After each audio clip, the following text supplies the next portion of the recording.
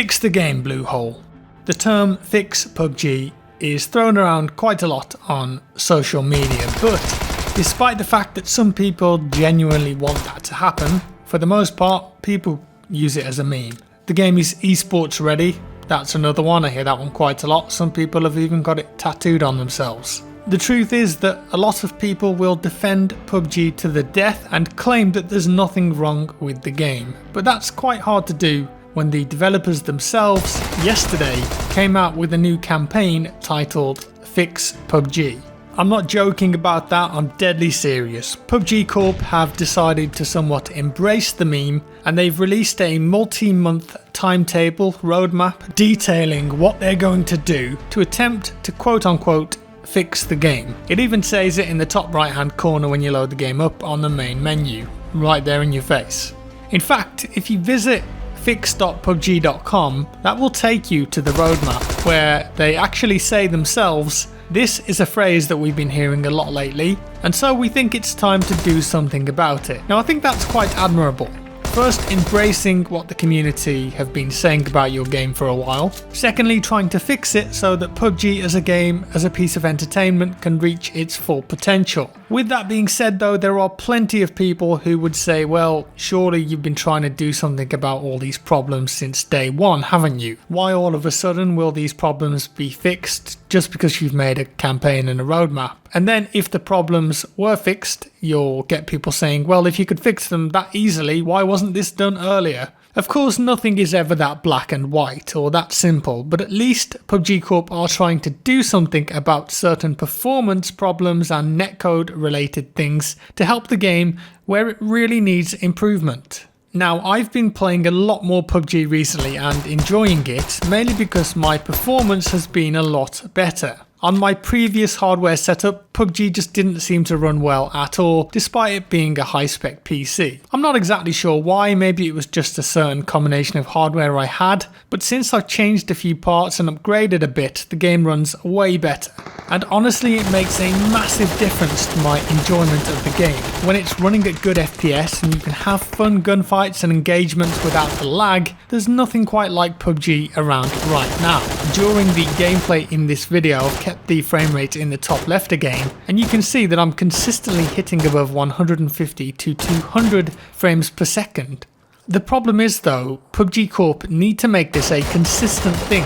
Right now performance is pretty good, especially on the new Sanhok map. That's not to say it's perfect, because it isn't, and what tends to happen with PUBG is a patch comes out, and it feels really good for the first couple of days, and then a week later it just seems to all go wrong again. But I think where the game still suffers the most is the netcode. There are still plenty of instances when you notice damage around cover, dying when it feels like you shouldn't have done. Maybe on your game you were behind a tree or a wall, but on their game you were still on the other side of it. And general discrepancies between players and just what's going on in the server at any one moment. If the game is to improve and to be taken really seriously, that needs fixing.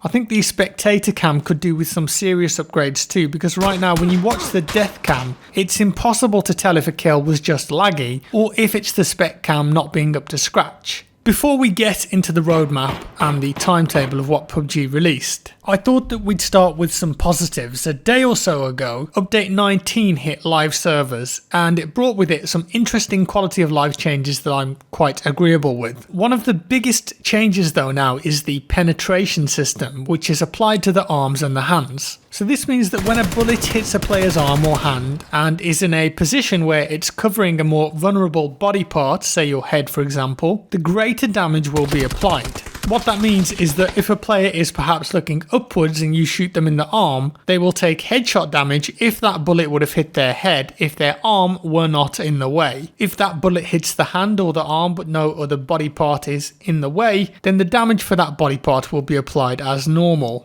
This was quite buggy in the test server, so I hope that they fix the issues for it now it's in retail.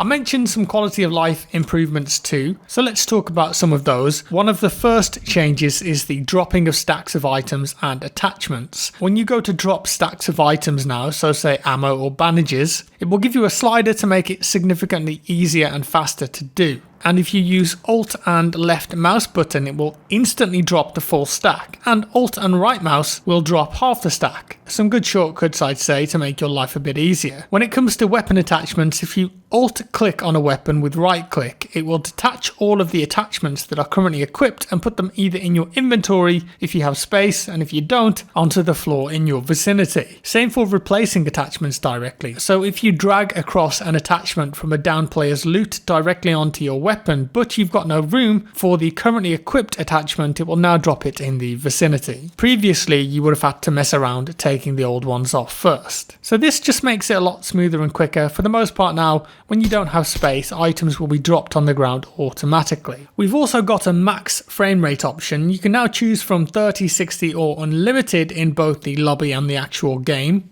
There is a frame rate smoothing option too, but I would always leave that off. What you might want to turn on though, if you like the look of it, is video sharpening. In your video options, you have the option to sharpen the image and it works okay. If you've played PUBG for a reasonably long time, you've probably noticed that it does have a certain blur to it, especially at distance, mainly due to post-processing and anti-aliasing settings. Now though, you can turn sharpening on independent of post-processing. I do kind of wish that there was an option for the amount of sharpening though, because even though I've kind of got used to it already, I think it's a bit too much. I feel like someone has come along on Photoshop and just used the default sharpen filter and walked away. I don't want it to be blurry, don't get me wrong, so this is a good change, but perhaps just a bit too much, and I'd love a value slider there so I can choose myself how much sharpening I want. Moving on to maps now, and some small changes have been made to Erangel and Miramar. When it comes to Erangel, some small housing clusters have been added in some areas to offer up more cover, as well as more trees and dirt roads. Dynamic weather, fog, rain, thunderstorms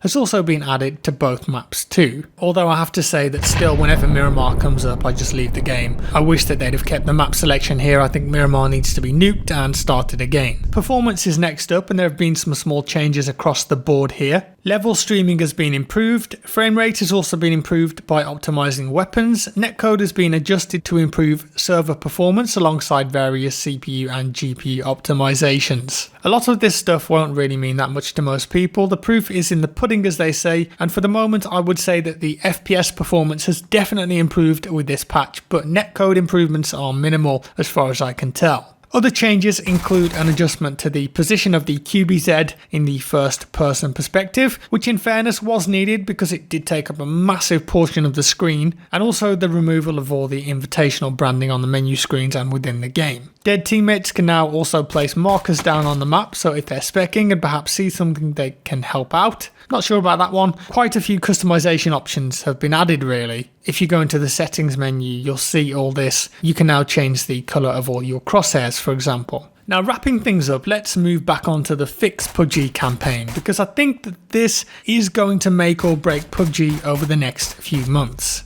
And I have to say that it's not like the game doesn't have a healthy player base. It's still hovering around 1 million concurrents per day, but it has lost a significant amount of players over the last few months, and I imagine that that is quite worrying for the team. Their roadmap includes August through to October and does have client and server performance improvements throughout those months. Anti-cheat improvements are also being worked on, with improvements to the report notification system being implemented through August. They also want to make matchmaking better by making it smarter and faster, as well as getting a handle on bugs and quality of life fixes again over the course of the next 3 months. One thing that I would love to see though to keep me playing more regularly is a proper ranking system in the style of CSGO. But you know what, to the credit of the team, what this campaign does offer is transparency. It tells the people who are playing the game regularly what needs fixing, and that the dev team are listening, and that they're focused on fixing all of that stuff. But in reality, it doesn't change anything now, because for the most part it's just a roadmap saying that we're going to be working on these things over the next 3 months. Well, isn't that kind of what you were going to do anyway? But it does offer up a cool list of items that they can check off so players can see actual progress, which is cool. And they have said that they've put most of the team onto this project of improving the overall quality of the game.